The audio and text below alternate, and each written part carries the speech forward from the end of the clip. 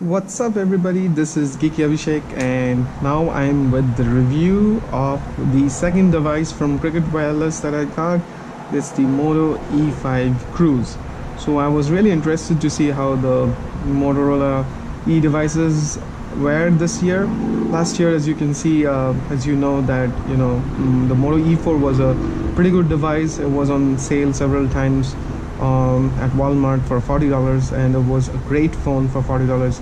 It was actually a great phone for even $100 for what it ran almost close to stock Android, had a wonderful build quality, had a 5-inch screen, had a great battery life, had a fingerprint scanner. So this year seems like Motorola has decided to up the screen size to 5.2 inch, but they decided to unfortunately remove the fingerprint scanner. So right now Cricketwireless is running an offer where if you port a number from a non-AT&T service provider, then you can get this phone for free with the number porting. So I just went ahead and I just moved from Metro PCS to Cricket, so I just thought of trying this phone out because hey, it's not gonna hurt because it's free. So let's do this quick unboxing for you guys to see what you would get if you were to order this phone. So here says let's get connected. Wow, this is this blue thing on the back. The phone really feels good. It's not too small and seems like it's a decent size screen. So it's not a dual camera, so I have this typical Motorola red circle. I have the camera and the flash on the bottom. It's a micro USB and it's not a micro USB-C. That's a bummer. Okay, you have the headphone jack and a mic. Then you have the power button, volume rocker. And on this side everything is empty and there's another mic here. On the front I see, oh, there's a front flash, which is pretty interesting. So they have a front flash for a selfie, and then I think a couple of fire sensors and your front camera. Let's dig in, see what else is there. Manuals, and oh, there's the battery. So this battery is rated at 3 points. Okay, so 2800 milliamp hour, but look, the battery is huge. I thought it would have been more. And there's the charger. Let's check if it's a quick charger or not. Kind of hard to read. It's not a turbocharger. It's a 1 amp charger. Shame on Moto. Hey, but I can't complain because I got the phone for free, so of course they were trying to save money on this. Let me just take this apart. Take the battery out from the casing, these things back, and fire up this puppy and see how it is. Let me just also remove the annoying screen protector. I have to figure a way how to get the back of the... Okay, there's no notch or anything that tells you that's the way to take the back off, but you can pry it off with your fingernails. So here you see the SIM card slot and the micro SD slot. It's made in China, designed by Motorola. Even though the battery looks so huge, it's very thin, so that's probably why the capacity is only 28. Oh sorry, so there was the notch to get the... didn't even see back before. Powering up the puppy, says Motorola logo, powered by Android. While it boots up, I'll show you. It's actually, the back of this phone feels pretty good. This blue color, textured back, feels very nice in the hand. Although this plastic over here is kind of feels cheap, but yeah, screen. Okay, so let's get started. Actually, the size of the thing doesn't feel so bad. The phone, it actually feels pretty comfortable in the hand. I mean, as you can see, I have the Google Pixel XL right next to it. It's almost the same size as the Pixel XL. This is a 5.5 inch screen, slightly smaller, so almost the same size. Not too bad.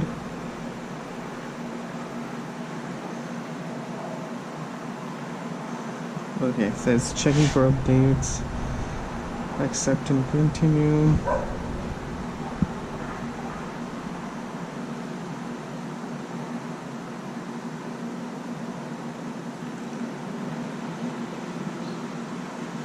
I'm gonna skip that part now.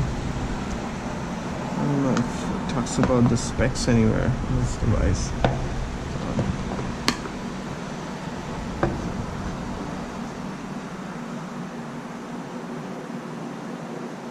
So I already mentioned that it's a 5.2 HD display, runs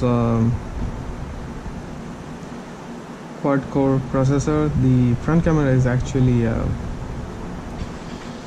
8 megapixel. Sorry, the back camera is an 8 megapixel. The front camera is a 5 megapixel. I think it has 16 gigs of memory and 2 gigs of RAM. So there you go. The familiar Moto display, so which is very close to stock Android with Motorola Touch.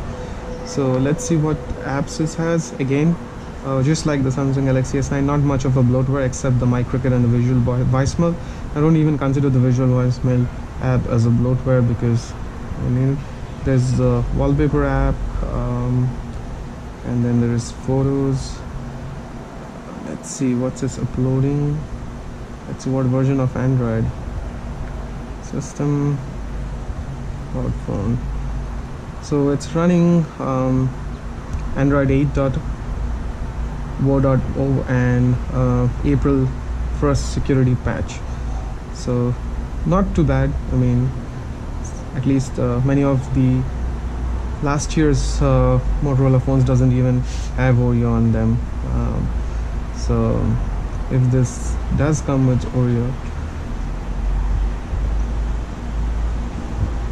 yeah, so far looks snappy. I haven't installed anything yet, and it's doing its own thing, installing the updates and stuff. But overall, yeah, it seems to be a decent phone. Doesn't feel like it's the fastest, but doesn't feel like it's slow or hanging or anything, even though it's running stuff behind it. Okay, so I'm not gonna do a full review of the phone, but yeah, let's see. This looks like kind of the G4 Plus camera, 8 megapixel. Okay, and it can only do, I think, a max 1080p at 30 frames per second.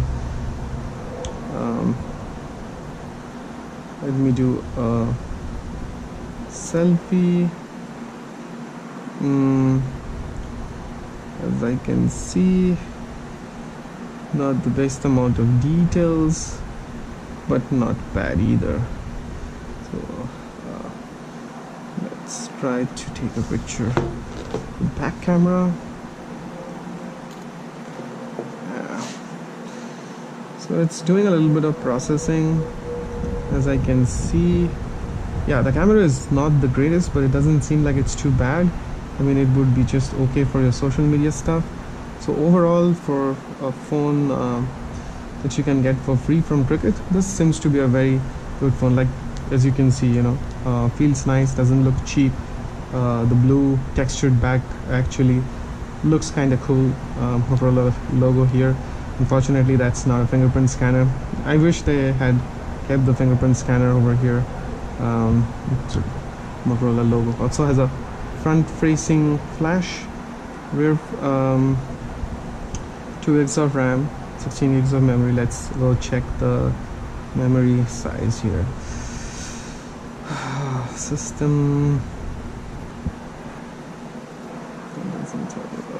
So that's the storage. Okay, so storage. So looks like it's, yes, 16 gigs of storage with about 10 gigs of its used up. So almost 6 gigs used up, so 10 gigs for free, 10 gigs, which isn't bad. So not much of a bloatware, but 35% use out of the box kind of seems like a little bit of strange. Let's see, the battery on 56% says 2 hours left. Turn the battery brightness on, and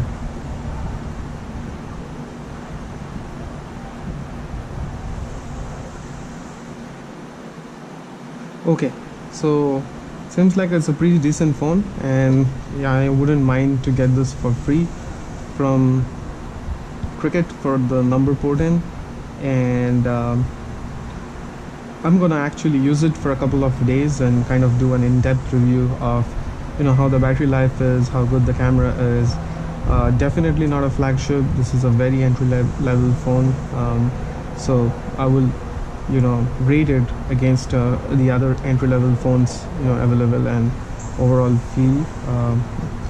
But so far looks pretty good. I think instead of paying $10 for the SIM card, I would actually pay get this phone. Even if I don't want to use this phone, I'll just get this phone and take the SIM card out and pop it into the other phone that I want and keep this as a backup. Okay, that's all, guys. That's the 2 phones that I reviewed today from Cricket, that I got from Cricketwireless. Do leave your comments and subscribe to my videos, and like, share, and let me know anything if you have questions about either the S9 or the Moto E5. I'll be more than happy to answer those questions. Alright guys, have a good weekend. I'm gonna sign off right now and go enjoy my Friday night evening, and take care, guys. Bye, see you in my next videos.